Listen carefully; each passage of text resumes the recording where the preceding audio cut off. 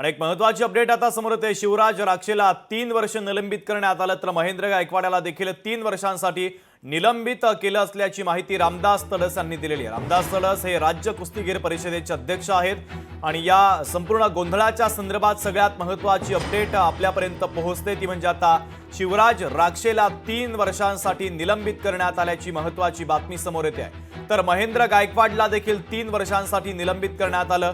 या दोन्ही पैलवानांवर 3 वर्ष कुस्तीसाठी आता बंदी घालण्यात आलेली आहे। आताची सगळ्यात महत्त्वाची आणि मोठी बातमी आपण पाहतोय, महाराष्ट्र केसरी कुस्ती स्पर्धेच्या दरम्यान जो राडा झाला त्या राड्यानंतर राज्य कुस्तीगीर परिषदेनं हा सगळ्यात महत्त्वाचा निर्णय घेतलेला आहे।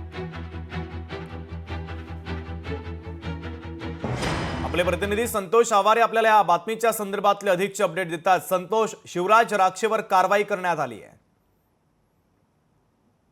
कुस्तीच्या उपांत्य फेरीमध्ये शिवराज राक्षे हा पराभूत झाल्यानंतर त्याने जे पंच होते दत्तात्रय माने यांना धक्काबुक्की करून लाथ मारल्याप्रकरणी आज कुस्तीगीर परिषदेच्या वतीने एक बैठक घेण्यात आली। या बैठकीमध्ये शिवराज राक्षे याला 3 वर्षांसाठी निलंबित करण्यात आले आहे आणि त्याचबरोबर जो अंतिम सामना झाला या अंतिम सामन्यामध्ये देखील महेंद्र गायकवाड याने पंचांनी दिलेल्या निर्णयानंतर देखील गोंधळ घातल्याप्रकरणी त्याला देखील 3 वर्ष निलंबित केलं असल्याची माहिती कुस्तीगीर परिषदेचे अध्यक्ष आहेत रामदास तडस यांनी ही माहिती दिली आहे।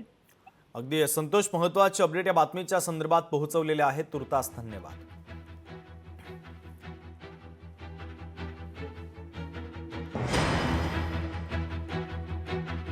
तर शिवराज राक्षे याचं 3 वर्षांसाठी निलंबन करण्यात आल्याची महत्त्वाची बातमी आपण पाहतोय। 3 वर्षासाठी त्याच्यावर कुस्तीसाठी आता बंदी घालण्यात आलेली आहे। राज्य कुस्तीगीर परिषदेने या संदर्भात महत्त्वाचा निर्णय घेतला आहे।